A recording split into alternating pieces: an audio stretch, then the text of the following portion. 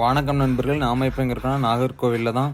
வாழைக்காய் தோரன், தயிர் பச்சடி, நார்த்தங்காய் ஊறுகாய், அவியல், பருப்பு பாயாசம், பால் பாயாசம், பருப்பு சாம்பார், ரசம், மோர் சமையல். நாஞ்சில் போர்த்தும் ருசிகளின் நாயகன் தாலாக்குடி நீலகண்டன் சமையல் தாங்க. நம்ம இப்போ நாகர்கோவிலில் எஸ்ஜிஎஸ் மகாலில் தாங்க நம்ம சர்வீஸ் பண்ண வந்திருக்கோம். நமது பாய்ஸ் எல்லாம் ரெடி பண்ணி வச்சுருக்காங்க.